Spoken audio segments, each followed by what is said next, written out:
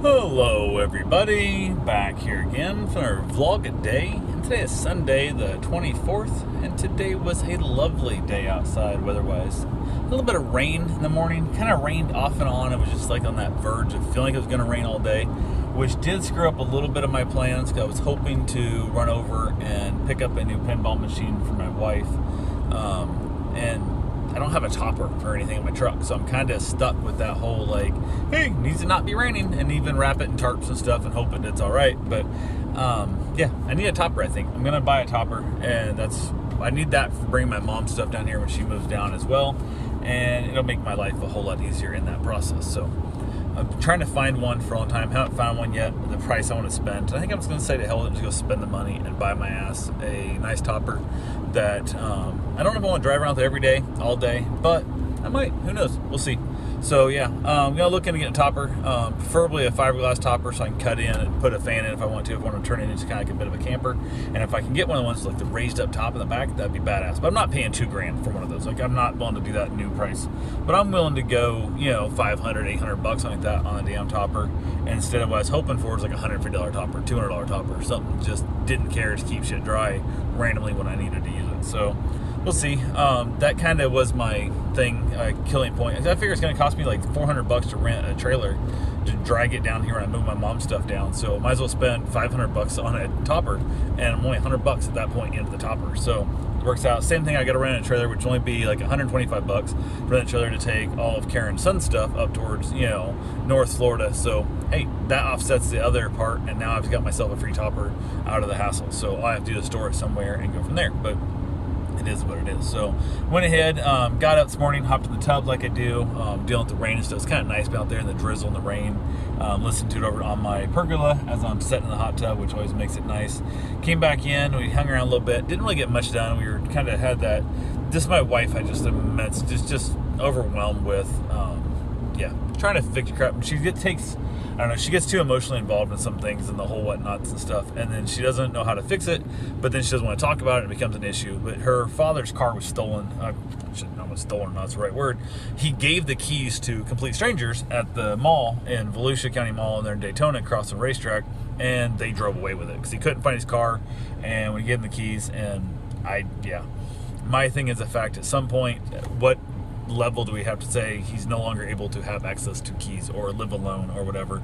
Then she gets all freaked out, and I'm a very problematic, I don't get emotionally attached to this kind of stuff. Like, he's gonna he's gonna screw something up, he's gonna cause a wreck, he's gonna kill somebody, he's gonna make it worse, they're gonna kill somebody in that car, they're gonna get sued, he's gonna lose everything over because you wanted to let him keep driving longer, or who knows, he might end up in prison himself. So had a lot of that stress going on and stuff. She talked to her aunt, I guess, whatever, her cousin, I don't know who it is, but basically stuff, talked to her, and they chatted a little bit about how things are going. I guess he's been known to lose his car in the past also, so it is what it is. But so they kind of had that problem in the process there, and it is so we kind of just went throughout our day. We kind of didn't really do much. Again, my plan was to run over and get a pinball machine. I have a dog coming this afternoon. Neither one of those happened, early in the morning. So we kind of hung around a little bit and decided to just kind of lay down on the couch and take a bit of a nap and just kind of chill out. We just kind of made it a lazy ass day for a good chunk of the time. Nothing major, just lazy. She was gonna make breakfast, and I just really didn't feel like actually having like bacon and eggs and pancakes and all that kind of stuff. And I said, hey, if you need me to eat it so you can justify making it for yourself, I will eat some, but I'm really not in the mood for that. It's not like I'm something I'm gonna be happy about, like, oh look, I'm so excited. So I think that right there depressed her because she wanted to make breakfast. I don't know, it is what it is. So kind of chilled out for the day. I went for my run, got my run done, walk, and basically he was out there for a while. It was just on that verge of being chilly. It wasn't bad. It was getting rained on here and there a little bit, not too bad. Got back home, got cleaned up.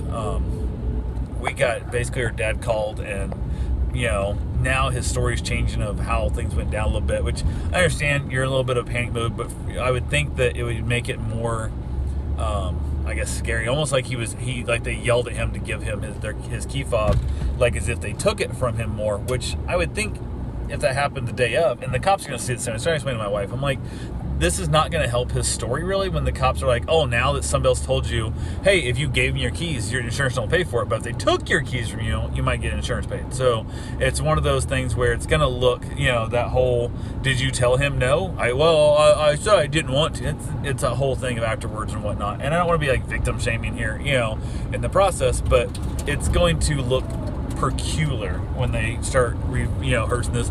And he said, I just handed my keys to ask them to help me find my car, and they did approach him. He did say they approached him, hey, do you need any help? And he said, yes, I can't find my car, give me a key fob, I'll show you a way, but now he's saying that he yelled at him 3 times, give me your key fob, give me your key fob, give me your key fob, which I thought, I don't believe that, because even if you think these people are helpful and you're like, hey, I'm going to hand over my key fob, they're helpful young boys that are going to help me, and they start yelling at you 3 times to give their key fob, you'd be like, no, fuck you. Like, I'm not doing it. Now, if you would have said, hey, I was scared they're going to beat me up, I was scared they're going to take it, I was scared, different world, whole different world there. But that's not how he said it when the cops were there the first time. So we got a little heated in that whole factor and whatnot. And then she just walks away, which drives me nuts. We're in the middle of a heated conversation here, and you just walk away from me. Oh shit, that pisses me off. So raised my voice, I yelled, I'm like, get your ass back in here right now. I was not cool about it, was not proud of it, none of the kind of shit, let myself down, was a lousy ass move, and I was like, we don't play that shit. I don't play the walk away and give up. You can say, hey, I need a break from this conversation right now. You can tell me all kinds of things. You can say, hey, I'm taking 10, I'm gonna go over here. Don't just walk away in the middle of a conversation, because that looks to me as if you give up. Man, that used to piss me off, my ex-wife.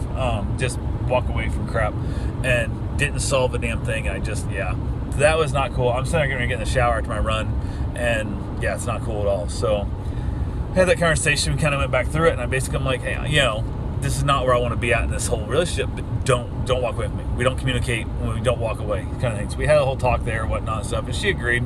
It's not, it wasn't any good. It's how she, dealt with things in the past, and it's got us where we were before. So I'm not doing that shit this time. So we can either solve it or we can't.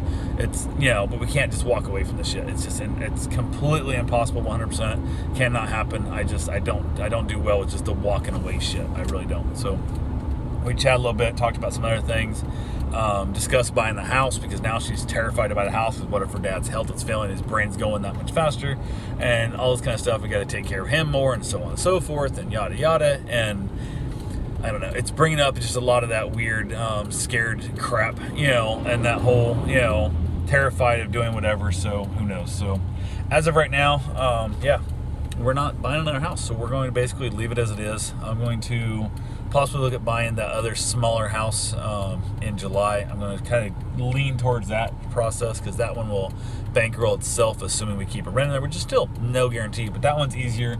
We could pay, we're paying, we have enough cash at that point, you have enough cash to put down over a third of the house. So worst case scenario, things got shitty real bad real quick, we could always just sell it and, recoup our money. Even if we sold it at a loss, we're not going to lose 30% in a month on the place, even with closing costs and whatnot. So that's one of those things there that's a little bit on the less scary. And because we will be putting so much down, payments will be a lot less. Payments will be less than half what they are on the house we want, but it's a house we're just making for a rental. So, but it's a chance to bring in some income and kind of make that first little jump, and then maybe continue and buying a few more cheaper houses instead of trying to buy the fancier house. Because I don't know if I'd spend, my house is worth like $200,000 in this market right now. I don't know if I'd spend $200,000 out the door and buy my house for the same price as, right now as a rental, if I bought it straight out the, box. But we've had it, she's had this house for 25 years. So the taxes on are super cheap. So it's actually better off than, other houses that would be $250, because of what we're saving in taxes, because we're not paying the higher amount in the taxes. So that would actually make it very, logical for a rental. And we had been looking at other rentals before of like, hey, if it's not a house I don't want to live in, if shit hits a fan, we got to sell our nice house, move into one of the rentals, then we don't want it, because I wanted to be out of a house I'd live in myself, and I don't want to live in that neighborhood. Then I realized I would never have to live in that neighborhood. My house was paid for. I'm not going to lose my house from this crap. Worst case scenario, sell it out and just walk away from the whole thing when it's done, and just lose $50,000 or whatever. So wouldn't change your life, it would just suck. Change your life later down the road, not so much tomorrow. So so we had that talk, and it's just, I don't know, I feel like we've just spent over a year looking for a house. We finally found a house that truly I think makes sense, and we're gonna let it go, because she's should say she, not me. She is terrified something bad is going to happen to her dad any day, and then we're going to be stuck and trying to figure out how to make that payment. And she's got, right now she'd quit her job and go take care of him if she needed to, and it would suck, but it would be a whole lot easier than otherwise, so.